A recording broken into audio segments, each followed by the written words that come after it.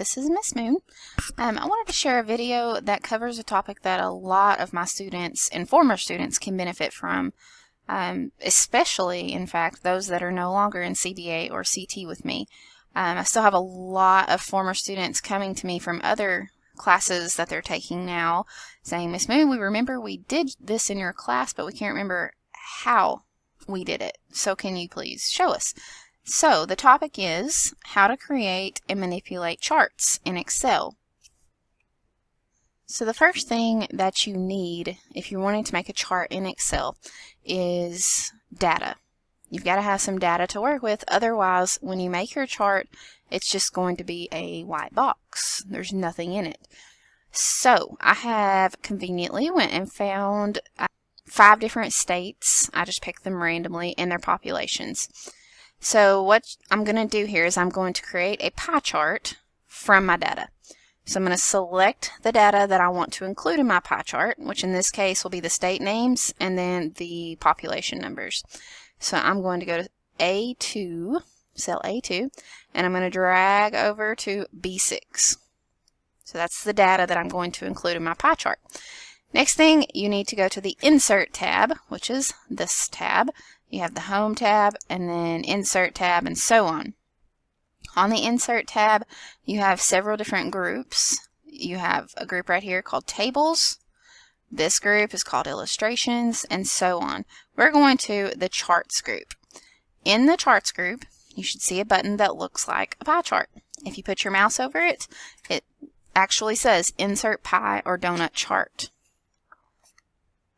One more thing, before I go any further, I do want to remind you guys that at any point in the video, you can always push pause if I'm going too fast, because, you know, that is a benefit of using a video. You can pause it, rewind it, fast forward, whatever. So anyway, I'm going to click Insert Pie or Donut Chart, and I want to make just a regular 2D pie chart. So I'm going to select this first one. However, you do have other options there. You have the 3D pie chart and then a donut chart, and then you also have an option for more pie charts, which are more customized. I'm just going to choose a basic 2D pie chart. Okay, the next thing I want to do is move my chart just because I want it closer to my data up there. And so I'm going to drag from the white space in my chart. If you put your mouse on certain parts of your chart, it's going to say chart area. If you put it in other parts, it might say chart title. It might say series 1 point, okay? So if I was to drag from right here and start dragging, that's what happens. And that's not what I meant by moving my chart. So I'm going to push undo. If you don't know where the undo button is, it is up here in the top left corner. Undo is your best friend, and that's something that you really need to become familiar with because it'll help fix a lot of your mistakes. Alright, so anyway, I'm going to click in the white space of my chart, and I'm going to drag from the white space. I'm just going to move my chart up here. I'm going to resize it to make it bigger, about like that. Okay, so if this was a chart that you were presenting to your teacher or whoever, does this chart really tell you anything?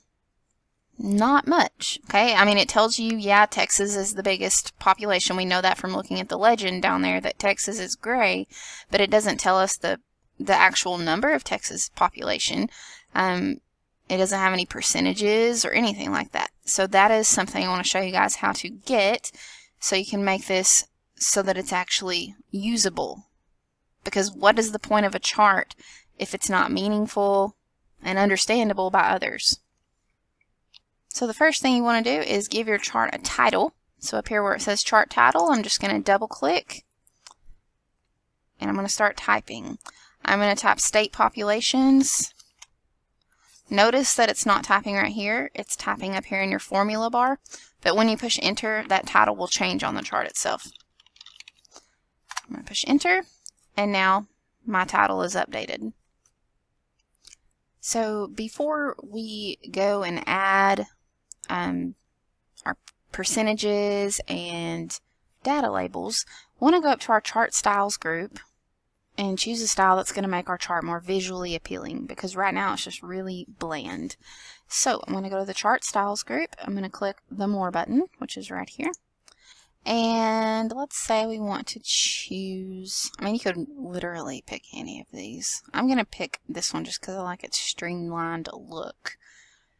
And then we can add more things to it as we want to. Okay, so I've chosen that chart style. Now, what we want to do is add some labels to this chart. Maybe take out the legend and make it so that the legend is actually used as like labels on the chart, and it shows the percentages and things like that. So let's go to the Chart Tools Design tab. It shows up here in green, Chart Tools Design tab, but it will only show up if your chart is selected. So let me show you what that looks like. If I click off of my chart, now that tab has disappeared. So you have to actually click on the chart for it to appear. I'll go to the Chart Layouts group, and we're going to choose Add Chart Element. Add Chart Element. The first option there is Chart Title. You could set how you want your title to appear. We're going to leave ours how it is. But I do want to point out that on every one of these, you'll have more options where you can go and really customize some stuff. Let's go to Data Labels.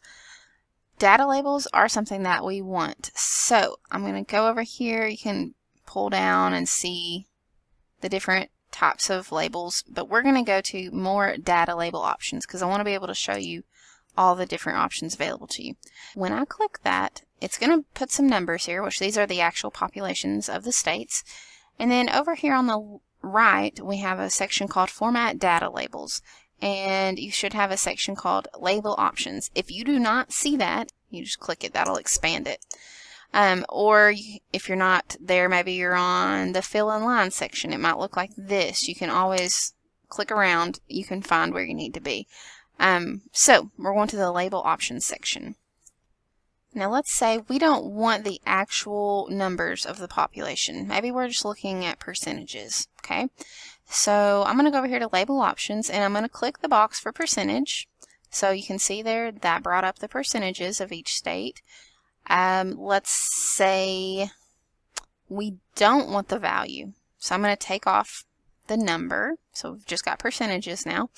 And then we do want the names of the states. So I'm going to check the box for category name because those are the categories. And that's going to bring up the state and the percent. Okay, these numbers are a little hard to read. They're kind of small. So if you want to make the font size larger, all you'd have to do is go to your Home tab and change your font size. This little button right here is called Increase Font Size. It'll go up a point or two at a time. So I'm going to click it until mine look okay. I think that'll work. Size 14. The next thing we want to do is remove the legend because we've already got the labels up there with the state. So there's no point in having the legend at the bottom. So we're going to go to the Chart Tools Design tab again. Go to Add Chart Element. And then legend. We're going to choose none. That will get rid of our legend. Now if you wanted to keep your legend or move it, you could do that. This is where you go to do that. But I'm going to choose none. So that will take mine away. Okay. Now the last thing I want to discuss just kind of deals with color. And I mean, you could always go change your fonts and all that stuff. You could really make this very eye-catching. But we're just going to focus on colors right now. You could always change your background color. So if you wanted your chart to have a different color background than just plain old white, you would go to your Chart Tools Format tab this time, not the Design tab, and you would go to Shape Fill. When you choose that, you could choose all different kinds of backgrounds. I'm going to go with this color of gray. Okay, now to change the individual pieces of your chart, like maybe you want Texas to be purple. Okay, Texas, if you want it to be purple, you're going to have to first click on this big pie. Okay, but when you click on that first time, it's going to select every piece. So if I went over here to my Format Data Series pane, which you should still have up there right now, if I go to Fill, the Fill in Line option, and then choose Fill, if I do solid fill, or maybe I wanted to fill it with a gradient, or I wanted to fill it with a picture of a dog. I mean, you could do a picture of anything.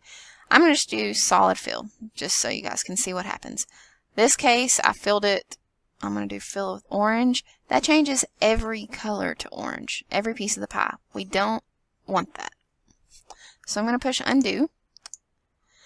If you have that problem, here's what you do to fix it. You right now have all the pieces selected. Well, if you want to select an individual piece, after you've selected all the pieces at once, then you click one time again on the individual piece that you want to change. So in this case, I've selected Missouri.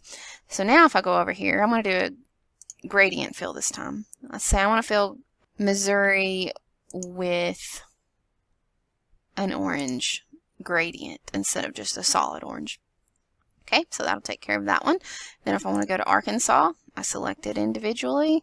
I can do solid fill. I'll do a picture just to show you guys how it works. Okay, so I'm going to go to, it says insert picture from file or online. I'm just going to do file and pick some random picture that I've got. Got a lot of technology pieces. I'll use time. Okay, so it kind of stretched it out. The reason that I did that is because that picture is so large.